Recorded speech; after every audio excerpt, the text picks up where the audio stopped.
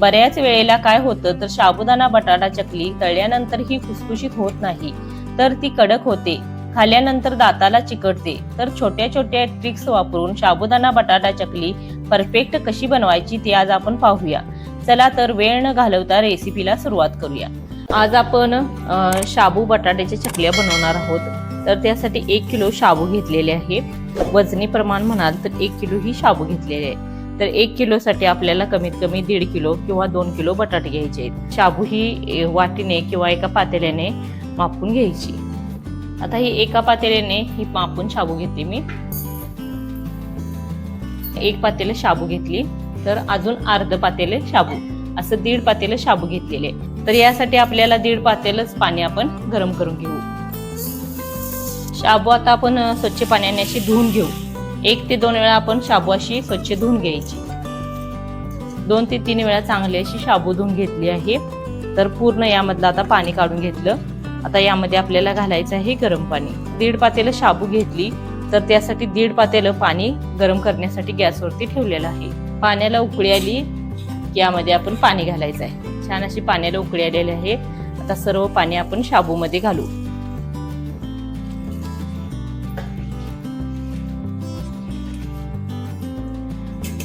आता सर्व शाबूमध्ये पाणी घातलेलं आहे. आता ही शाबू आपल्याला 5 ते 6 तासासाठी चांगली भिजवून घ्यायची आहे. सकाळी आपल्याला चकल्या बनवायच्या असतील तर रात्री आपण ही शाबू अशी भिजत घालून ठेवायची. यावरती असं झाकण ठेवून आपण 5 ते 6 तासासाठी शाबू भिजू देऊ. तर कुकरमध्ये 2 किलो बटाटे घेतलेले आहेत. तर आता आपण याच्या 2 ते 3 शिटा करून घ्यायच्या आहेत बटाट्याच्या.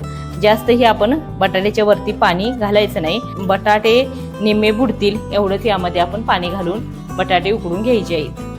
जर जास्त आपण पाणी घातलं बटाट्यामध्ये उकडण्यासाठी, बटाट्यामध्ये पाणी शिरतं, त्याच्यामुळे जास्त आपल्याला पाणी घालायचं नाही. तर बटाटे निम्मे बुडतील एवढंच यामध्ये पाणी घालून आपण कुकरच्या 2 ते 3 शिटा करून घ्यायच्या.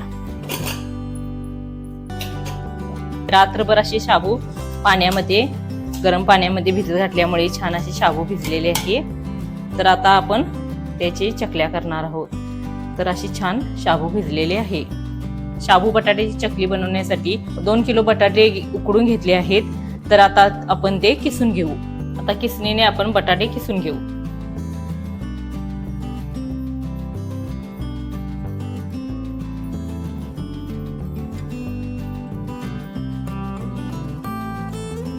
आता अशाच पद्धतीने सर्व बटाटे आपण किसून घेऊ.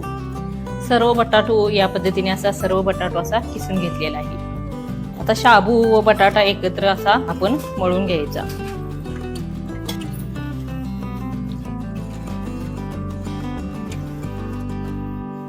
शाबू व बटाटा एकत्र चांगलं असं मिक्स करून घेतलेलं आहे.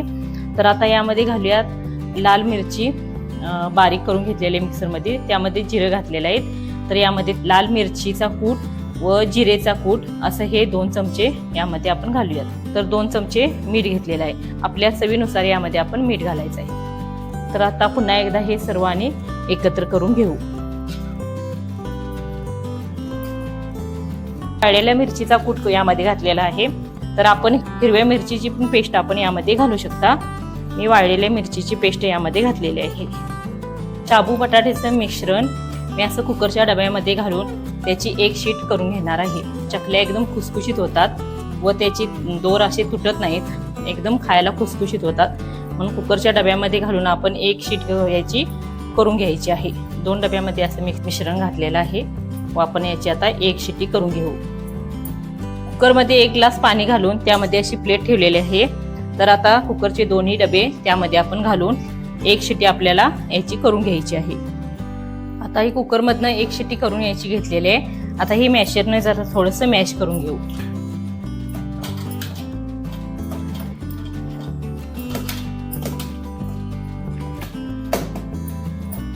आता राहिलेले मिश्रण हे आपण कुकरच्या डब्यामध्ये 1 शिटी करून घेऊ. साच्यामध्ये असं मिश्रण चमच्यांच्या साहाय्याने असं भरून घ्यायचं. तर तुम्हाला दाखवण्यासाठी मी इथं प्लेटवरती थोड्या चकल्या गाळून घेते.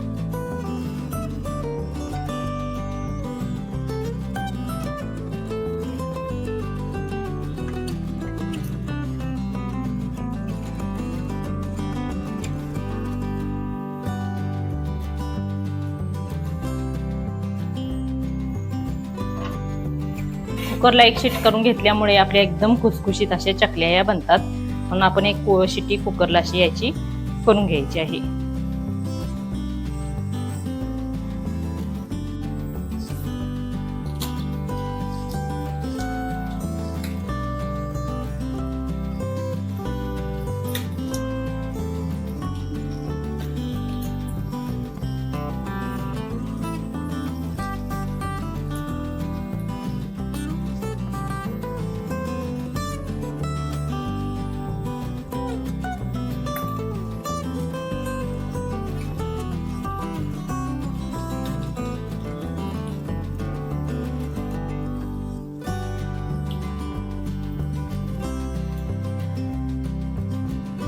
तर अशाच पद्धतीने सर्व आपण चकल्या कागदावरती किंवा पांढऱ्या कापडावरती, साडीवरती अशा सर्व चकल्या आपण गाळून घ्यायच्या आहेत व कडक चांगल्या उन्हामध्ये 2 दिवस वाळवून घ्यायच्या आहेत. तर आता मी या दाखवण्यासाठी तुम्हाला प्लेटवरती चकल्या गाळून दाखवल्या.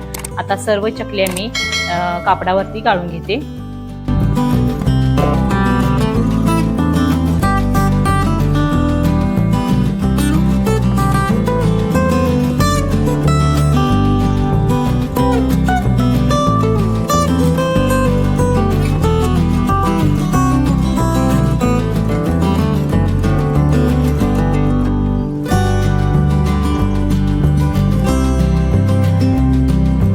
तर तुम्हीही अशी सर्वांच्या आवडीची साबुदाणा बटाटा चकली बनवा व वर्ष ते 2 वर्ष आरामात तळून खा. व्हिडिओ आवडल्यास चॅनेलला सबस्क्राईब करा, कमेंट करा. धन्यवाद.